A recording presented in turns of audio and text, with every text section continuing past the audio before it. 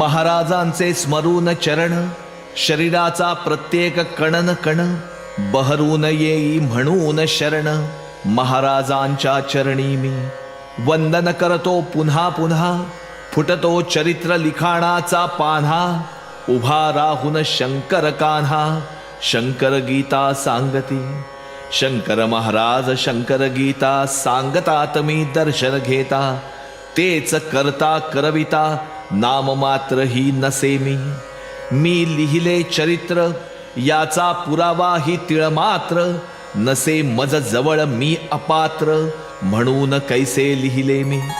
दिसता महाराजांचे चरण, करावे त्यांना वंदन.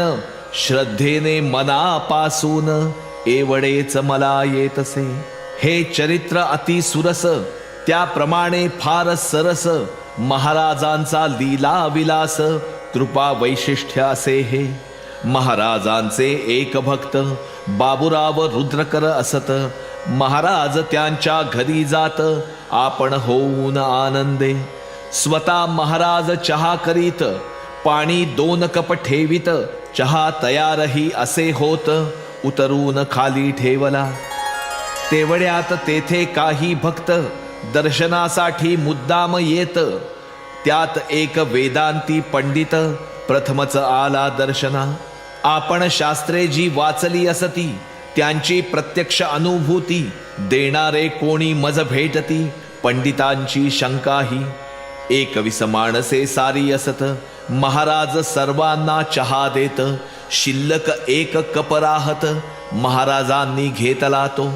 महाराजास पाहून पंडिताच्या कपाळी आठ्या पडून, कुठले मम प्रश्नाचे याला ज्ञान. अहंकार त्याचा पेटला. 2 कपाचे पातेले समोरच होते चिमुकले. सर्वांचे चहापान झाले, 22 लोक सर्वही. 2च कपाच्या भांड्यात 22 कप चहा होत. लोक सारे झाले चकित, फक्त न कळले पंडिता. प्रश्नही त्याने न विचारला, शंका जी होती त्याला. प्रत्यक्ष दाखवून घटनेला बोध पंडिता होईना. म्हणून महाराज पंडिता सांगत, तोंडात आणि नाकात एकच बोटाचे अंतर असत. बोट लावून पहा की.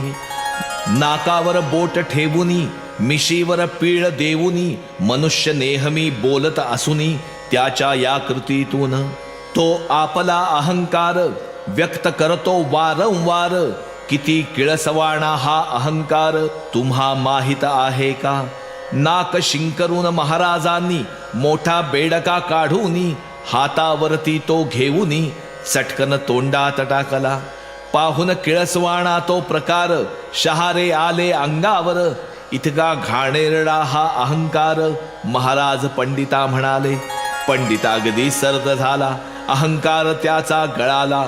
घडल्या घटनांचा बोध झाला, अभिमान त्याचा मावळला. प्रश्न शंका न विचारता उत्तर मिळाले घटना घडता. महाराजांचे चरण दिसता, चरणी मस्तक टेकवी. बाबूराव रुद्रकर उभा असत. महाराज तोंडातील 1 दात काढून समोर ठेवित. सर्व दात काढले. संध्याकाळी रुद्रकर पाहात, महाराजांच्या तोंडात सर्व दात अगदी पूर्ववत. रुद्रकर चकित झाले. एकदा आप्पा बळवंत चौकात, महाराज टांगा बोलावित. बसता 2 थोबाडीत, दिल्या टांगेवाल्याच्या. टांगेवाला गप्प बसत, कोणी अलौकिक व्यक्ती दिसत. टांगेवाल्यास वाटत, सिटी पोस्ट येताच. घड्याळाचे दुकान असत, खानसाहेबांचे प्रख्यात. तेथे महाराज उतरत, टांगेवाल्यास जा म्हणती. पैसे न देता जा म्हणत. टांगेवाला तसाच जात. टांगेवाल्याच्या जीवनात बदल झाला यामुळे. महाराज थोबाडीत देत, म्हणून चांगले दिवस दिसत. टांगेवाल्याची खात्री होत, भक्त बनला निस्सीम. गणेशोत्सव मिरवणूक पुण्यात जोरात अगदी असे निघत. महाराजांचे एक भक्त वासुदेव पंडित घराच्या पत्र्यावर चढून, वरती शिडी ती ठेवून, एका लहान मुलास घेऊन वरती चढू लागले.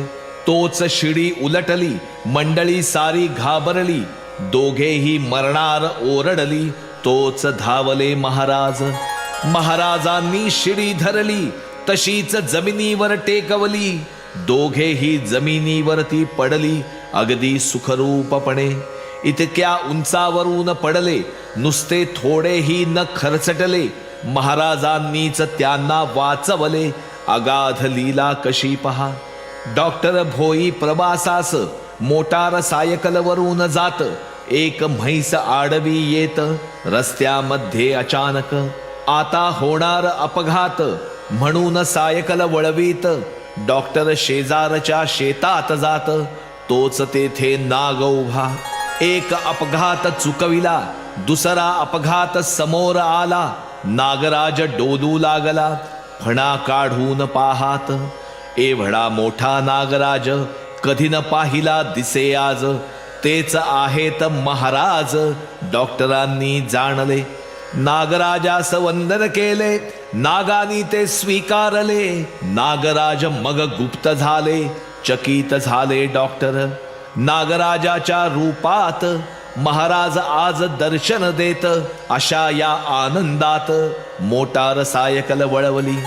डॉक्टर येता रस्त्यावर, महाराज प्रगटले समोर. आता पाहिला जो नाग भयंकर, तसेच दिसले महाराज.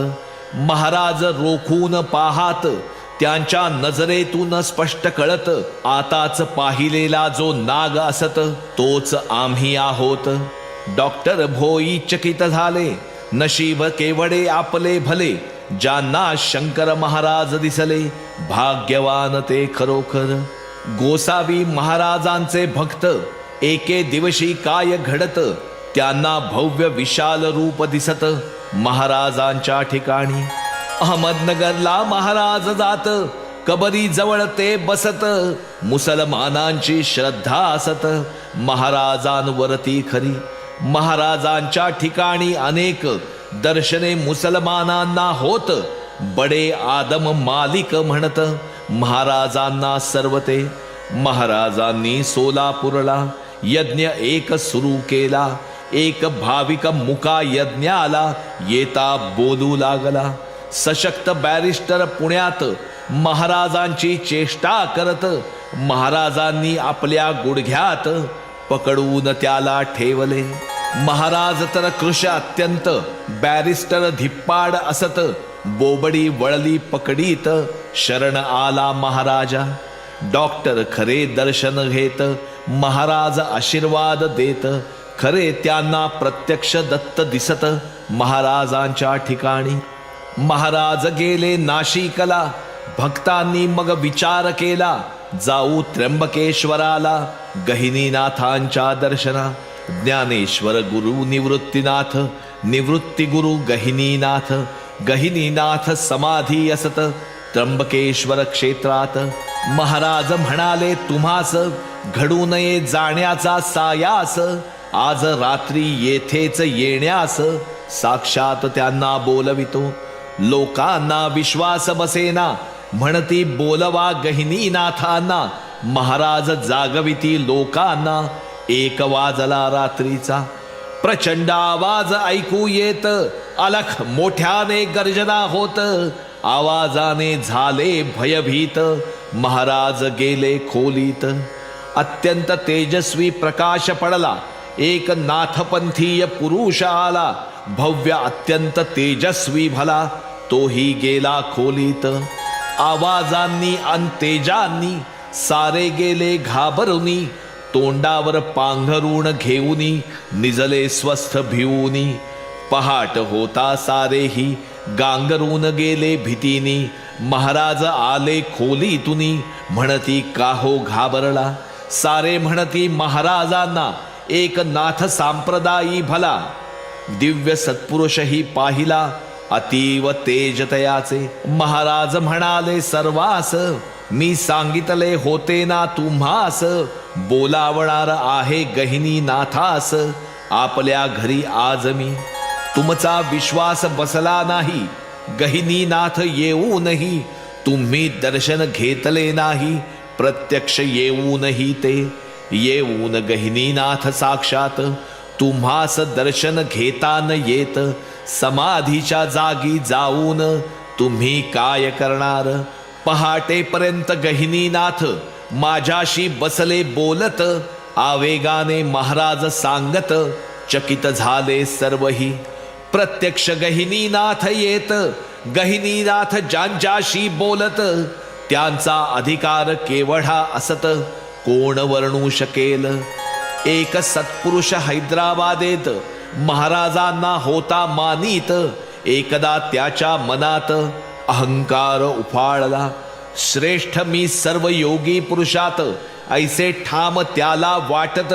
महाराजांना हे कळत. नगरला होते त्यावेळी. नगरहून हैदराबादेत लगेच महाराज तेथे येत.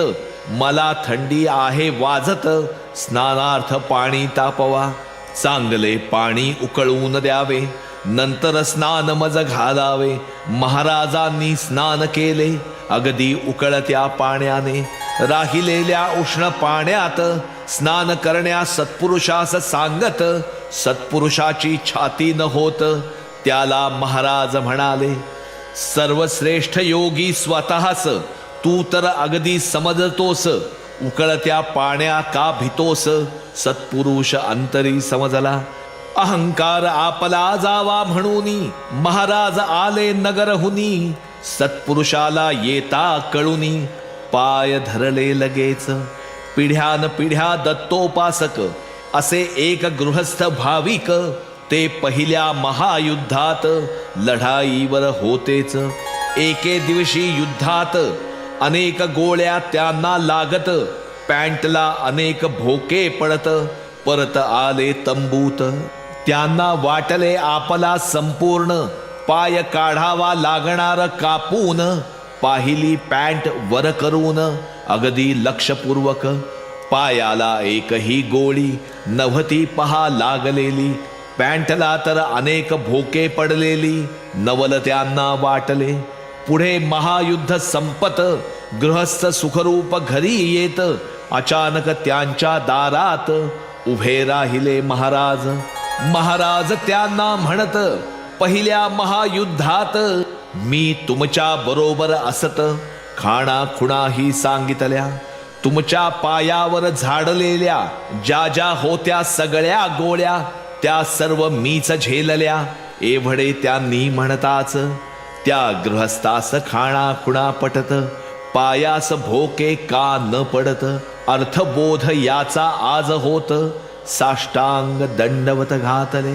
महाराज ज्या भक्ता घरी उतरत त्याचा 10 वर्षांचा मुलगा संगे घेत नगरहून गिरनारला जात. भक्ता संगे महाराज गिरनार पर्वताच्या पायथ्याशी आले मध्यरात्रीशी. गिरनारच्या रांगा आकाशाशी हितगुज होत्या करीत. महाराज म्हणाले, अगदी वर या पर्वत शिखरावर 10,000 पायऱ्या चढून सत्वर आपणास आहे जायचे. महाराजांची आज्ञा झाली. मंडळी चालू लागली. मुलगा चालण्या तयार न मुळी. महाराज घेती खांद्यावर. महाराज मुलास खांद्यावर घेत झपाझप पावले टाकत 10,000 पायऱ्या ओलांडत डोंगर चढून गेले ते. अगदी अर्ध्या तासात शिखरावर दत्तात्रेय स्थान असत. तेथे महाराज जाऊन बसत. लोक होती चकित. ज्यास मदती वाचून चालता न येत ते मूल खांद्यावर घेऊन चढत. 10,000 पायऱ्यांचा पर्वत शक्ती कसली म्हणावी. गिरनार पर्वतावर महाराज जात अलख ऐसे पुकारत.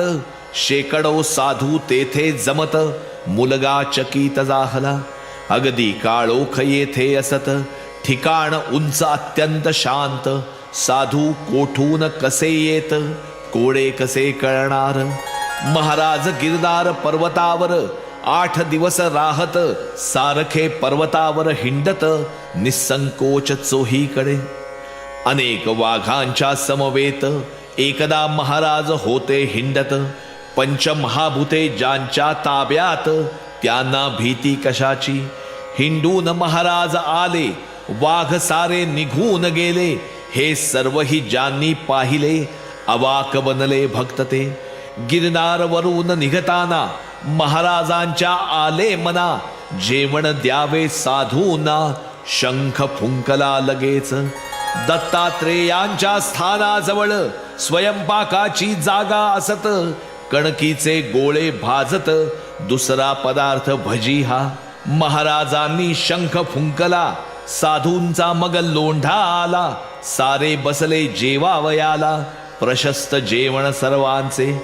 कणकीचा गोळा एवढा मोठा, मोठ्या नारळा एवढा, पाऊणशे ते 80 खावयाचा, गोळे साधू प्रत्येक.